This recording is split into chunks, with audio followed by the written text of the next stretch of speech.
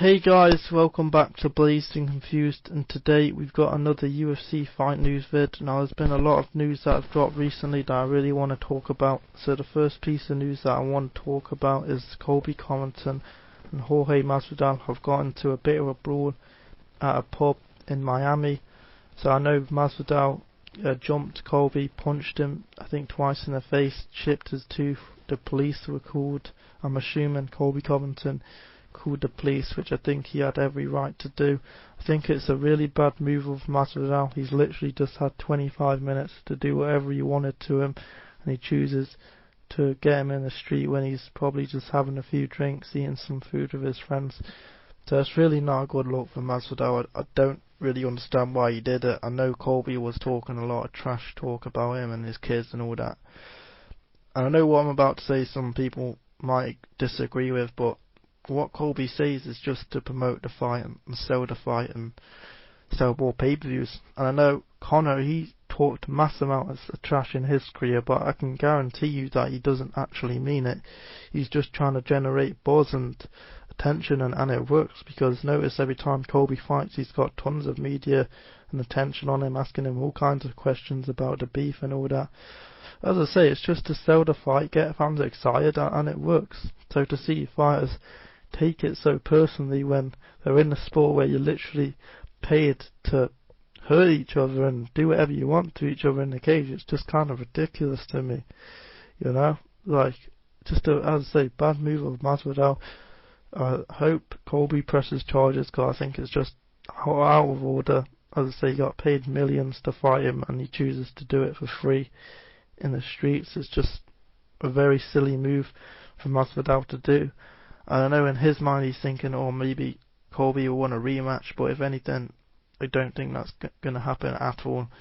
I don't think there will be a rematch in this fight. I don't think there should be, because Masvidal doesn't deserve it. He got schooled every aspect of the fight. He got 50-44'd by the judges. You know, it's kind of like a career-ending fight for him. He's on a 3-fight skid now, so there's not really many places that Masvidal can go from his loss to Colby. So as I say, the big news in the MMA world, you know, I'm excited to see Colby's next fight. Hopefully he can get a crack at maybe Kamzat if he's to beat Gilbert, or get a top 5 guy. So hopefully good things come to Colby from this. But the next piece of news that I want to talk about is the UFC are finalising Brandon Moreno versus Davison Figueiredo for July International Fight Week. Now this is huge for the flyweight division. It definitely puts Askar Askarov and Kai Kara-France's fight back a little bit. Obviously, if they are to win that fight, either guys to win, they will have to be waiting probably maybe till even next year to get a fight with, you know, Brandon Moreno or Figueiredo, whoever wins this quadrilogy, which will be the first in UFC history. So I think this is the right fight to make. You know, they're both 1-1 in their trilogy. You know, obviously the first fight was a draw. The third fight was very competitive. At first I thought Moreno won it, but watching back I'd say Figueiredo deserved to win. He got more knockdowns, he was just more active in the fight. But I think this is, I'd say, the right fight to make. It's a very big fight, very exciting fight. As I said in a previous video, you could probably watch these guys fight 10 times and you'd still want more. So it doesn't really matter how many times these guys get matched up, it's always going to be a fun, exciting fight. Let me know what you guys think of this fight in the comment section. I definitely think it's needed. But the next piece of news I want to talk about is Magomed Ankalaev versus Anthony Smith is also in the works for International Fight Week in July. Now at first I didn't think Magomed deserved this fight. I'm not really a huge fan of him as a fighter. His last 2 fights have been pretty boring and not really been too impressive in my opinion. So I still don't think he deserves to be in there with Anthony Smith. I think Paul Craig should get this fight. Now I know it's only in the works, it's not confirmed, but hopefully things do fall through and Paul Craig gets the shot, because in my opinion Paul Craig has been way more impressive in his UFC career than Magomed Ankalaev, and it's been Magomed's only loss, so it doesn't make sense to me why the UFC are pushing Ankalaev over a guy like Paul Craig when Paul Craig's beat him and been on a more impressive run in my opinion. But I think this is a good fight for Anthony Smith. I mean, either Ankalaev or Paul Craig is a good win for him. Both guys are on a streak and both guys are respected in the light heavyweight division. And if Smith is to beat Ankalaev, it puts him back into title contention.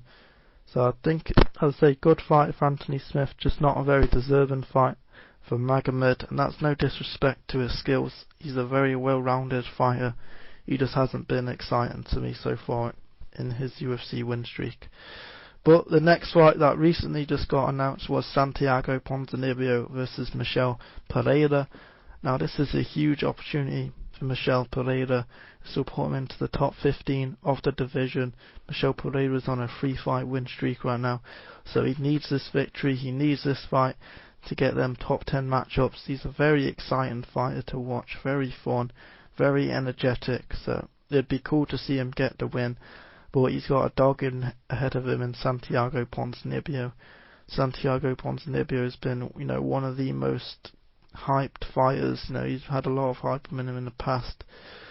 He's from Argentina, so he brings that entire fan base from there. Now I know Santiago's on a bit of a skid right now. He's just lost to Jeff Neal, but it was somewhat of a close fight. So hopefully, this is a big opportunity for Santiago to get back on the winning ways, get a credible win, beat a guy who's on a streak, beat a guy who's heavily promoted by the UFC, steal all his thunder, propel himself into the top 10, get a good matchup. So, as I say, very fan-friendly fight, stylistically, very good, very entertaining. Both guys are exciting to watch, could get a knockout at any time.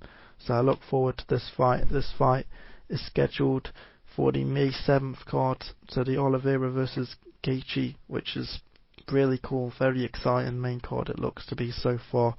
And as soon as they do announce that main card, I will be doing a breakdown for the Oliveira versus Gaethje fight. But the last piece of news I want to talk about, and this was only dropped recently and I think is pretty insane. I was baffled by it. Now, there are reports, and I mean this isn't even a report, Paddy Pimblett confirmed himself that he only got paid $24,000 to fight his last fight in the UFC against Kazula Vargas. And now, to me, this is just mind-boggling. He was saying it's 12k to show, 12k to win, but the star power and numbers that Paddy brings in, I mean, Dana has been saying all week that Paddy's face-off got more views than any other fight on the card, so it's just baffling to me that he's getting paid such a low amount.